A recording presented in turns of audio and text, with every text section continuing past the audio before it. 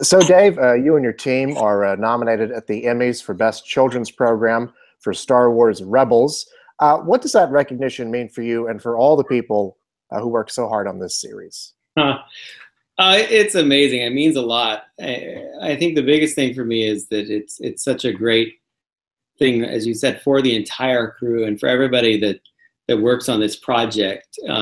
It's just something really special. It's, in the creative arts, you're trying to get everybody to work at their highest level on these projects. It's a long hours as it is for everybody, and you want to get the most out of everyone. So it's nice just to have the recognition from your peers that you're doing something that's a little extra special and of quality. So I think it means a lot to all of us. I know when we've in the past Clone Wars, the TV series had won an Emmy, and it's something that when I see it, sitting up, we have it at Skywalker Ranch, it reminds me of all the people that worked on that show. So it's something that really kind of binds us together and represents that well. You've won 2 Emmys, as a matter of fact, for that. I think they were back to back. Correct me if I'm wrong. That's correct. Well, having that kind of recognition back to back, take us back to those nights when you guys had those victories. What was that experience like? It was surreal. The first one was really special because George was there with us. And, it's something that we never really expected when we began and we're trying to work out that show. And it was kind of bizarre that it happened right at the end of the series, kind of at this transition in Lucasfilm's history from, the time when George ran the company to now where we are with Kathleen Kennedy and Disney. So it kind of really marked that moment for all of us as a crew. And Carrie Fisher actually was the one who gave out the award the first time. And so she was up on stage. And I remember at one point as she was reading the nominees, she looked at George from the podium and said, "Boy, if you don't win this, it's going to be really embarrassing," because she was there. Her sense of humor was, of course, on display. So when we finally won, then it was just a blur and just a magic moment, really, to see, George with Carrie behind the scenes. And you could tell how much they meant to each other. And I think she was glad to be there as well for that moment. And the second one as well for us, because we all went to that one and George didn't attend the ceremony, but I think it was special for us nonetheless to keep representing him and the work that we were trying to do, the quality work that represents Lucasfilm. And I think for a lot of us that worked on that show, to have Rebels, nominated speaks to that as well, that we're trying to continue with this very high quality series that we always have here at Lucasfilm. Tell us a little bit about, for people who haven't seen the show, Star Wars Rebels, what the story is about, and how that story has progressed. And now it's going into its 4th season now, I believe. And you guys just finished up the 3rd? That's correct. Yeah, this is the 4th and final season coming up, actually. So we're headed towards our big finish, which is really exciting. Rebels is a project that came about. It was the first Star Wars show series story really being done under the new Disney Lucasfilm banner. So it had a lot of importance, to show the world that we were still, Lucasfilm and doing things the way we had always done and hopefully better and improving as we go, as we always have. And we wanted to tell a story that was in a classic time period of Star Wars. So that's classic now is the Star Wars I grew up with, which is kind of funny. Things that I had as a kid are now classic, but that's fine. We had stormtroopers and Darth Vader and a lot of the familiar faces, but we set it against a new crew of characters, with a fantastic cast, and just trying to show these rebels and how they came about fighting this empire. So it's been a really fun show, and it's been a real privilege to direct it and lead it as I did the last show. We'll talk a little bit about, you're both the executive producer and the supervising director. So talk a bit about your duties in guiding this show. Well, my activities really stem from what I learned from George while working on Clone Wars for, about 8 to 10 years. And the way we treated that series, I think, was very similar to his live action productions, being a live action filmmaker. So we developed a tool that would allow us to shoot animation, CG animation, as if it's almost coverage So we shoot a lot of scenes with coverage cameras, and then we edit those lengths in editorial, much like you would assemble live action work. And I carried that through onto what we're doing on Rebels. There is some traditional storyboarding, so we do a blend at times. But I like to keep things, you know, a lot more hopefully cinematic in the long run with the way that we can edit, because editing was so important to George the whole time. So, you know, I do, you know, a bit of everything from coming up with the story ideas. Sometimes I'll write episodes. I typically write on all episodes as I'll do kind of a shooting script before we actually go. If it goes to an episodic director, I have ideas for design. You know, I just treat it like it's each season is one big movie, and all the episodes, be it 16 episodes or 21 episodes, are kind of how the movie plays out over all those hours. So I just treat it as one long film, and my duties are as such as a director would have on a film.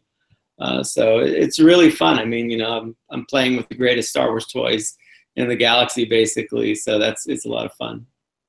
You've had a long history with Lucasfilm Animation. I wonder if you could talk a bit about how you got started with that, and I guess what your path leading up to it was. Yeah, I mean, I got started in 2005 on the Clone Wars. It was a new division at the time. Lucasfilm didn't have an animation production division. The previous microseries had been done at Cartoon Network and licensed through Lucasfilm. So this was the first kind of on-site production that had been done, which was very new for Lucasfilm itself. And we were staffing up as we went. When I got here in 2005, I think we had like 5 employees in the animated division, and at its height, Clone Wars had around 150. We have a smaller group that works on Rebels, but we still vacillate between like 50 and 75 people. So it's a pretty flourishing division with the ebbs and flows of production. I had been working in Los Angeles on all 2D animation, traditional, and was working on Avatar: The Last Airbender at the time that I got called by Lucasfilm to try out for the role of supervising Clone Wars. So that show Airbender was a lot of fun because I was working with a lot of friends that we all came up on King of the Hill.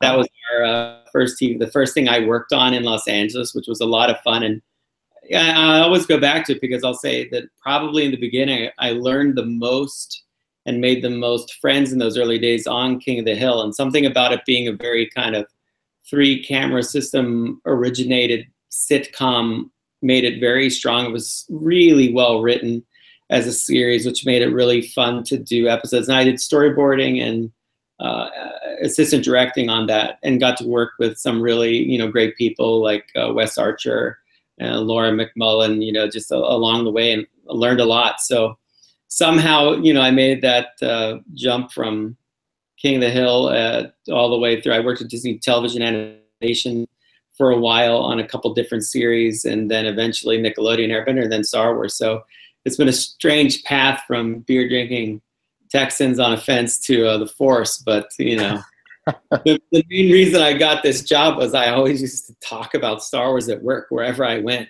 You know, like people talking between what they're doing by their cubicles. And this one guy, Chris Pernosky, who runs Titmouse Animation in Los Angeles, Lucasfilm actually approached him and said, do you know anybody that would be good for this job of directing Star Wars? And he gave them my name and said, that's the guy. And they said, anybody else? And he's like, no. So I always have Chris to thank for this. And it was only because I talked his ear off about Star Wars when he was on Airbender. I was like, Chris, you got to look at it this way. So yeah, I love what I do. You know, sometimes it pays to talk about it, I guess. Funny you mentioned King of the Hill and Star Wars. Actually, a little off topic, I own a T-shirt with the 4 men from King of the Hill in Star Wars as Star Wars characters. Is that right? So yeah, wow, that's crazy. That's a crazy fusion, because when I worked on shows, I would often draw those characters as Star Wars characters. Wow. I have one of the Airbender cast as Star Wars characters, and then I did one for a show called Mission Hill and the Oblongs. I worked on both of those. I don't know if I did King. It would be really funny if somehow that was the drawing I did, but who knows? I know. Find the intern who found that drawing and turned it into a. You never know. That's hilarious. Talk a little bit about your personal relationship with Star Wars. Mm-hmm.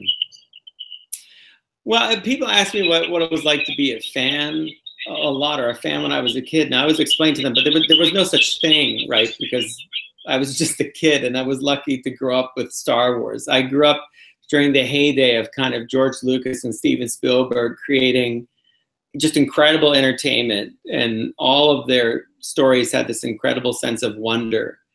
Star Wars was pretty much the first thing that, you know, my parents were both into opera. They're both artistic people, and they found a lot of common language for my brother and I while talking about Star Wars or talking about, you know, Wagner, the things that they liked, Tolkien, and we could kind of see all these connections. And my father, loving music, would play Strauss, and he would point things out that he thought John Williams was inspired by. And so it became this great discussion. And they weren't like fans per se, you know, like you see a lot of adults now are fans. They didn't wear Star Wars t-shirts or anything like that. They left that for us as kids.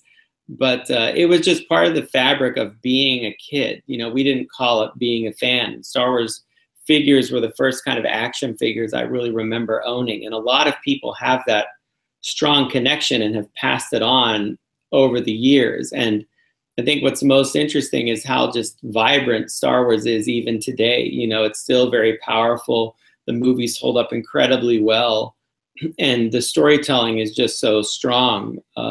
It's something that here at Lucasfilm, we all take very seriously. You know, we feel we have this legacy to uphold. We work very hard at it with each, be it, you know, a film, a TV series, a comic book, whatever it is, we are putting all of our energies in it to try to live up to this legacy. And we have people here at Lucasfilm that, you know, worked on the original film still, whether it be Bill George, or, you know, you see John Knoll worked on the prequel sagas, and now he's working here today. Dennis Spearin is around. And so we have a lot of people that we can tap into. Kathy Kennedy's history goes back to the origins of Lucasfilm when George was first starting out. So she's very aware of the legacy and what it means. So we have a very strong group of people that I think, because, you know, a lot of us were much younger when this all started, we feel the responsibility. So we are fans, but we also take the craft very seriously, and the effect that it can have on